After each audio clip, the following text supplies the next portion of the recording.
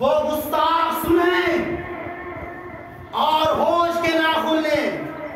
7 سال کی عمر ہے، آپ کی عمر شریف 7 سال کی ہے، ابھی نبوت کا اعلان نہیں کیا۔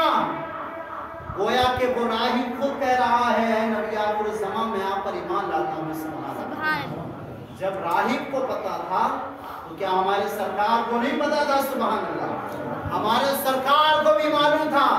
اب وہ راہب کہتا ہے میں آپ پر ایمان لے کر کے آتا ہوں، آپ کا کلمہ پڑھتا ہوں، آپ جب نبوت کا اظہار کریں تو مجھے اپنے غلاموں میں قبول فرما لے۔ جناب عبدالمطلب فرماتے ہیں اے راہب یہ تو بات تیری ٹھیک ہے، لیکن میرا بیٹا پریشان ہے، اس کی آنکھیں بھر آئی ہیں، آنکھیں دکھ رہی ہیں، آشوب چشم اس کی آنکھوں میں ہے، ذرا اس کا بھی علاج کر دے۔ تو گویا کہ پھر وہ کہتا ہے ارے یہ تو وہ ہیں، آپ تو طبیب اعظم کو ایک مریض مجسم کے پاس لے کر کے آئے ہیں۔ ارے میں تنہا میرا پورا جسم ان کا مریض ہے، اور یہ تو وہ ہے جہاں نکل جائیں جس کے ہاتھوں پر اپنے دست کو رکھ دیتے ہیں اللہ اس کو بھی شفا عطا فرماتا ہے۔ تو جناب عبدالمطلب کہتے ہیں اے راہب ذرا یہ بتا، یہ ساری چیزیں تیری ٹھیک ہیں، ذرا یہ تو بتا دے میرا جو آنے کا مقصد تھا وہ حل نہ ہوا۔ کہا کیا مقصد تھا؟ کہا میرے بیٹے کی آنکھوں میں آشوب چشم ہے، ذرا اس کی آنکھیں بھی تو ٹھیک کر دے۔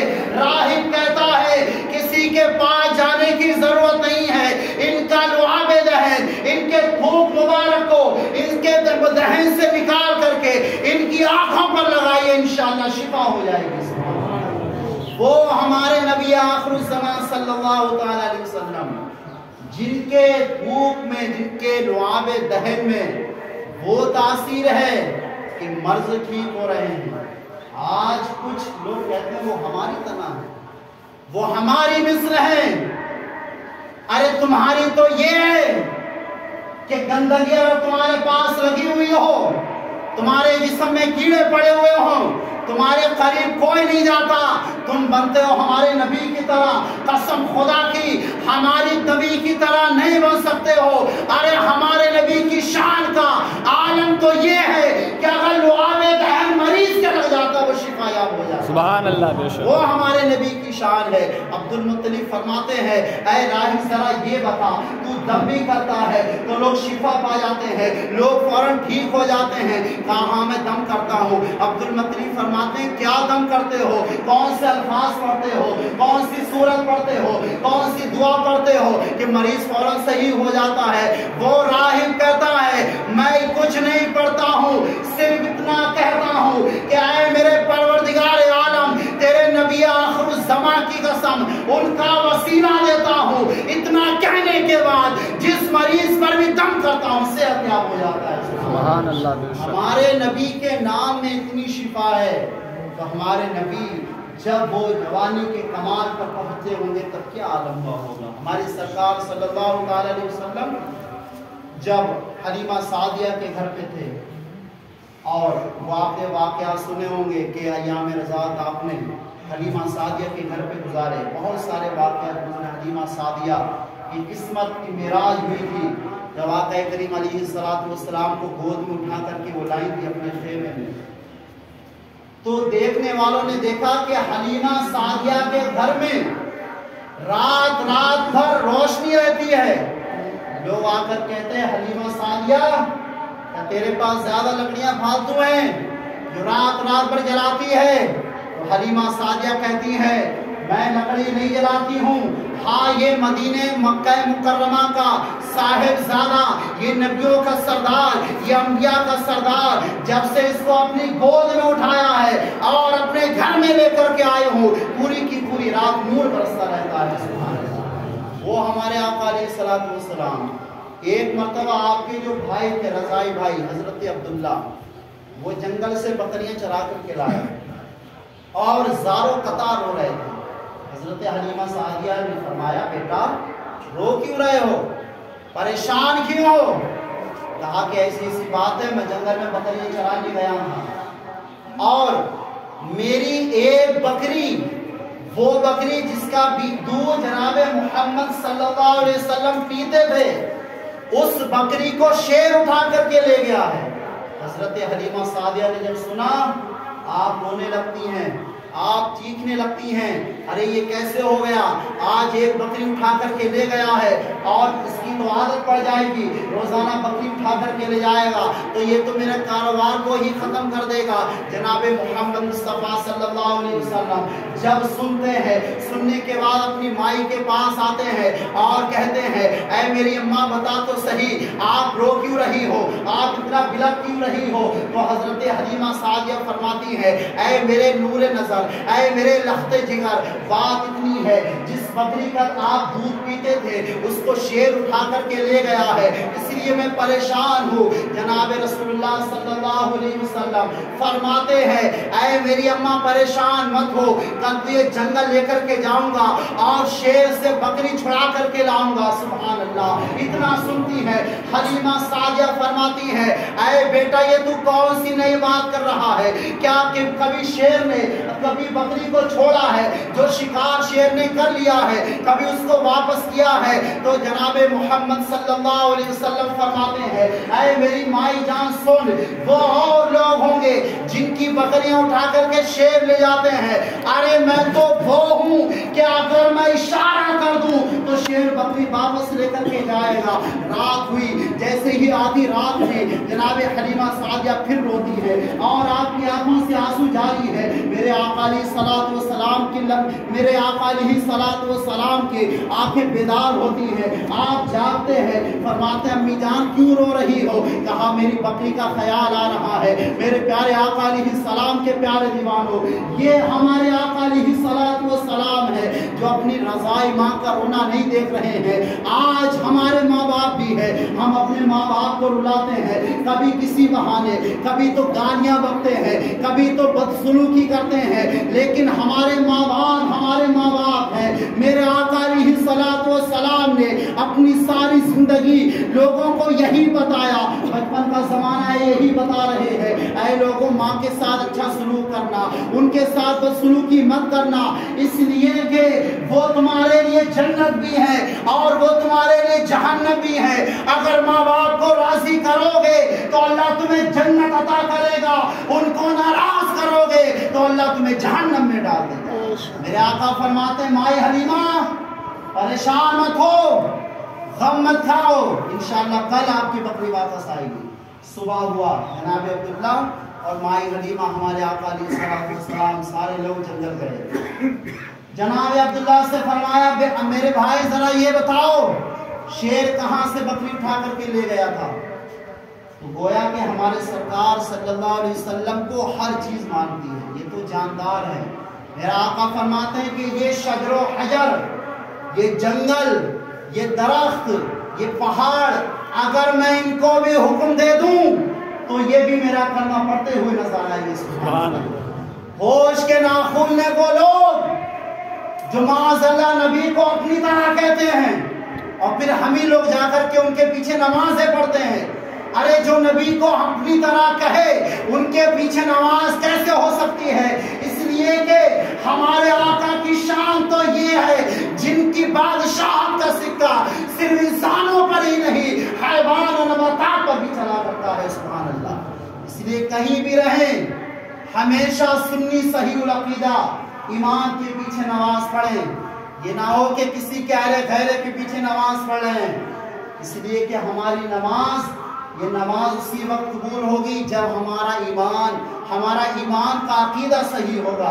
जनाब मोहम्मद सल्लल्लाहु अलैहि वसल्लम फरमाते हैं, ऐ बेटा भैया अब्दुल्ला ये बताओ वो बकरी कहाँ से उठा के ले गया शेर। कहा वो जो जगह दिख रही है वहाँ से उठा करके ले गया। हमारे आका अलैहिस्सलातु वस्सलाम वहाँ पे पहुँचते हैं, आपकी माई हलीमा भी है और आपके भाई अब्दुल्ला भी है। वहाँ पर पहुँचे, कहा माई हलीमा मैं शेर को आवाज लगा रहा हूँ, शेर को आवाज दे रहा हूँ, क्या तुम डरोगी तो नहीं। माई हलीमा कहती हैं बेटा ये कैसी बातें कर रहे हो, शेर आ जाए और डरा भी ना जाए। आज हमें भी कभी शेर मिल जाया करता है, हमारा आलम क्या होता है, हमारी गुर्दे की पथरी निकल जाती है, हम पसीने में सराबोर हो जाते हैं, कितने तो पैंट के अंदर मूत पड़ते हैं और कितने तो हवास बाख्ता हो जाते हैं। लेकिन ये हमारे सरकार है, ये हमारे हुजूर है, شیر کو آواز دے رہے ہیں، اور ایک شیر نہیں بلکہ شیر قطار در قطار، تقریباً روایتوں میں آیا ہے 20-25 شیر نکل کر کے آ گئے۔ میرے آقا علیہ السلام نے فرمایا کہ میری مائی حلیمہ کی بکری کس نے اٹھائی ہے؟ تو ایک بوڑھا شیر کھڑا ہو گیا، یا رسول اللہ علیہ السلام، یہ جرات میں نے کی ہے، یہ گستاخی میں نے کی ہے، کہا تو نے ایسا کیوں کیا؟ وہ کہتا ہے یا رسول اللہ علیہ السلام، میں اس جنگل میں تقریباً 100 سال سے ہوں، 100 سال سے یہاں رہتا ہوں، لیکن ایک دن ایک عیسائی آتا ہے اور کہتا ہے اے جانوروں قربان جاؤ، خوشخبریاں مناؤ، وہ نبی آخر الزمان صلی اللہ علیہ وسلم تشریف لانے والے ہیں، اور جب وہ آقا علیہ السلام کی ولادت مکہ میں ہوگی، لیکن آپ دودھ یہاں آ کر کے پیئیں گے، اپنی بچپن کے ایام یہاں گزاریں گے، جب سے لے کر کے اب تک آپ کا انتظار کر رہا تھا۔ آپ جب اپنے بھائی کے ساتھ بکریاں چرانے آئے تھے، اس وقت میں آپ کا دیدار نہ کر سکا، اگلے دن پھر آپ کا انتظار کیا لیکن آپ نہ آئے، پھر اگلے دن انتظار کیا آپ نہ آئے، تیسرے دن میں نے یہ ترکیب سوچی کیوں نہ آپ کی بکری اٹھا لوں، آپ بکری چھڑانے آئیں گے، آپ کا دیدار کر لوں گا۔ یا رسول اللہ علیہ السلام، یہ بکری تو اٹھانا بہانہ تھا، اکثر مقصد جو تھا آپ کا دیدار کرنا تھا۔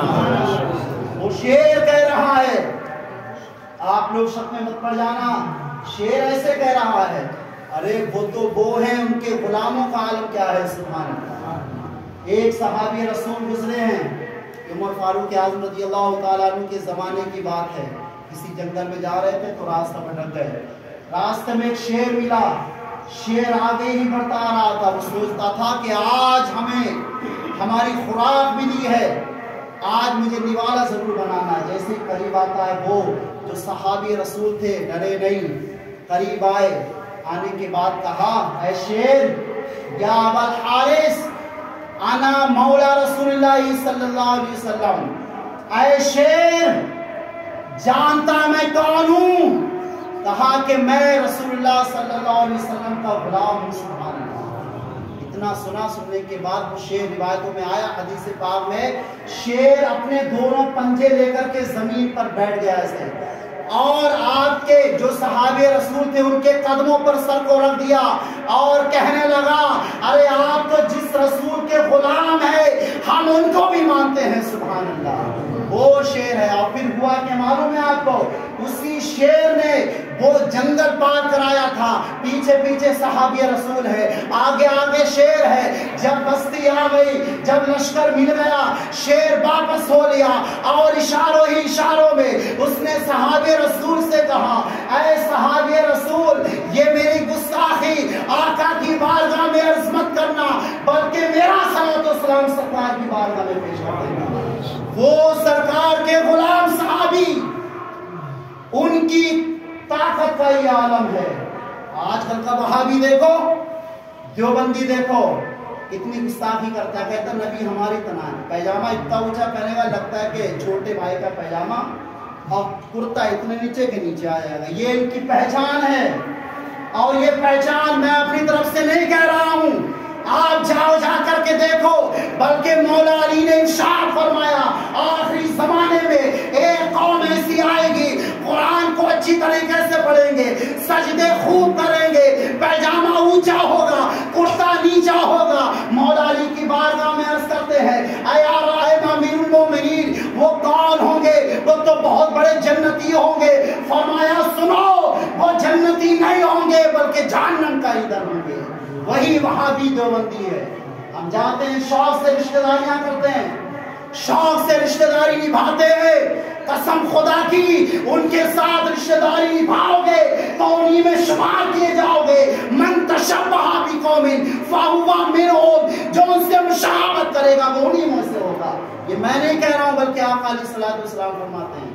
اب وہ شیر کہتا ہے یا رسول اللہ میں آپ کو دیکھنا چاہتا تھا لیکن آپ آئے نہیں، اتنی دن کے بعد آپ آئے ہیں، میں آپ کو دیکھ رہا ہوں۔ یا رسول اللہ علیہ السلام، میری تمنا یہ ہے کہ آپ کے گیت گاتا رہوں اور اس دنیا سے جاؤں تب بھی آپ کی نعتوں میں پڑھتا رہوں۔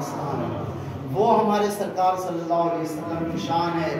یہ کیا جانیں نیچے پیجامے والے کہ ہمارے نبی کی کیا شان ہے۔ ہمارے نبی کی شان اگر سننی ہے تو آؤ بریلی آؤ، سب سے اعلیٰ والا ہمارا نبی، سب سے بالا والا ہمارا نبی، غم زدوں کو رضا مزدہ دیجے کہ ہے، بے کسوں کا سہارا ہمارا نبی۔ کون دیتا ہے دینے کو منہ چاہیے، دینے والا ہے سچا ہمارا نبی۔ ہمارے نبی کی شان بہت بڑی ہے، آپ لوگ اپنے نبی کی شان پر قربان رہیے اور ان کے پیچھے کبھی مت پڑیے، اپنے امام کی باتوں کو مانیے، جو امام کہے ویسا کریے، کبھی ان لوگوں کی باتوں میں مت آئیے، ہمیشہ سرکار کے عشق میں سرابور رہیے، اسی طریقے سے زندگی گزاریے، یہاں سے رخصت ہو جائیے۔ آخر میں ایک بات آپ سے اور کہنا چاہوں گا، بہت سارے لوگوں کی تنخواہ بھی جمع نہیں ہوئی، تقریباً 25,000 روپے